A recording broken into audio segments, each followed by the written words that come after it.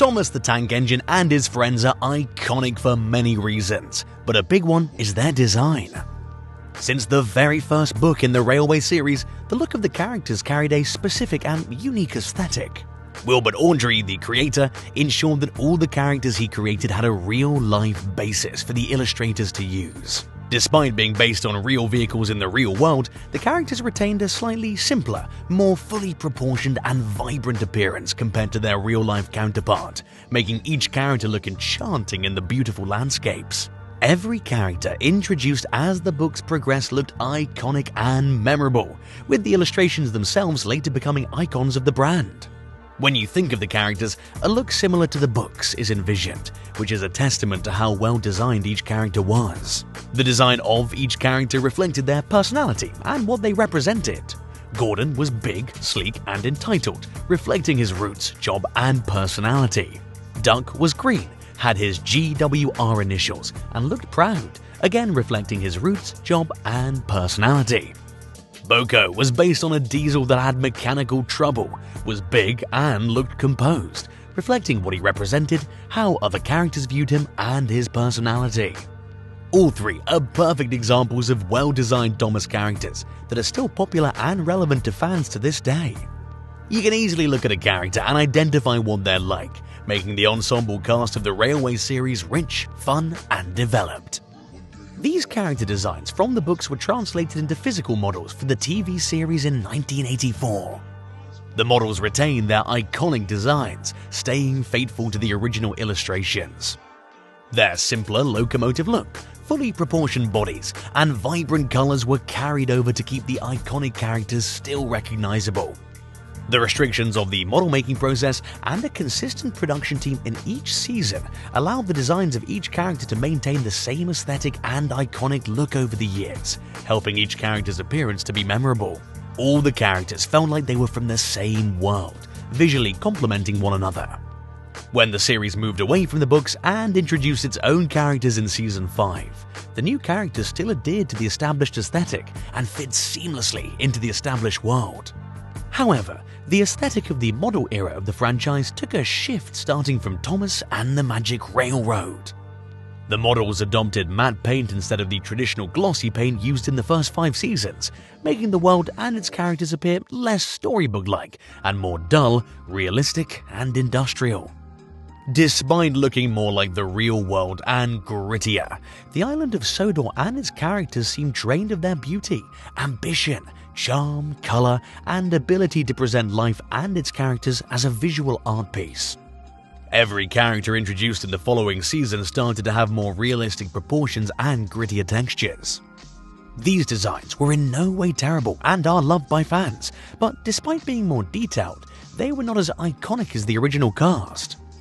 The finer details of rivets, thinner and more complicated linings, and diverse color palettes made them more overwhelming to the eyes compared to the main cast. They were now becoming over-designed. The more advanced model-making technology from the 2000s compared to the 80s also contributed to these more realistic designs, but model-making still had its restrictions.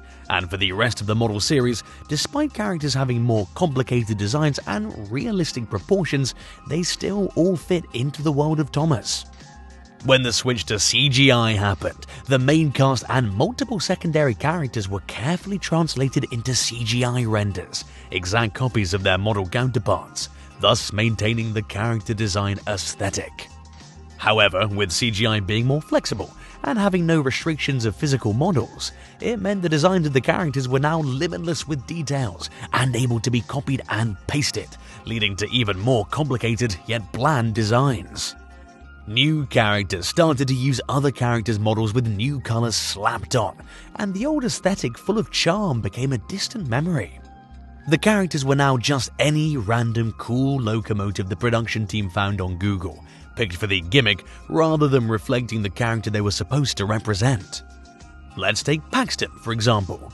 He's undoubtedly one of the better CGI characters, but does his real-life basis, color palette, size, and face reflect his roots, job, and personality?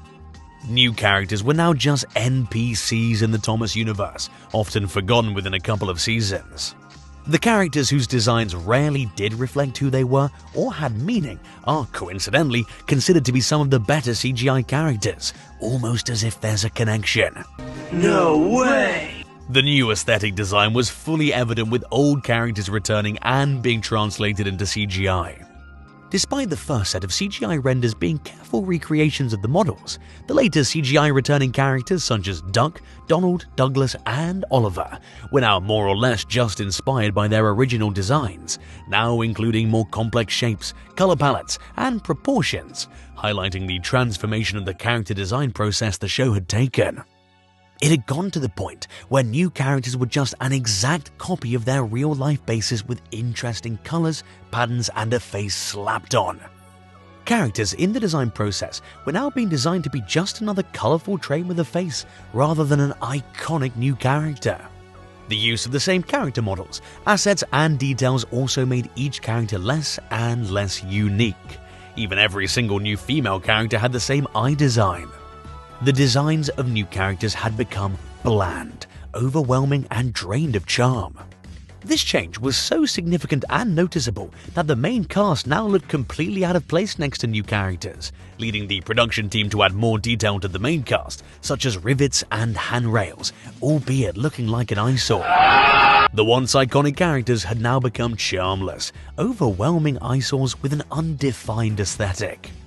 This doesn't mean every modern character looked terrible. The CGI series had some amazing renders and wonderful looking new characters, but they were always a bit too much, trying too hard to look realistic. Merchandise was streamlining toy designs and featuring less and less detail, and the fact that the show started to take on a more cartoonish and unrealistic tone, the characters now contradict the exact franchise, world, and story they were a part of. One of the big pictures and goals to even get the original TV series made was that it wasn't going to look cheap. It was going to do everything in its power to look good and deliver quality content. They pushed technology to the model-making limits all the way back in the 80s just to bring these characters to life. Every character, whether a main or a random secondary character, had a lot of painful and tedious effort put in to ensure they were the best they could be. If anything, the Thomas franchise has proven on a visual standpoint that sometimes less is more. If they had kept the characters simpler, more fully proportioned, and less overwhelming, the characters would have had their own identity, be their own character, be only one of a kind, to be iconic.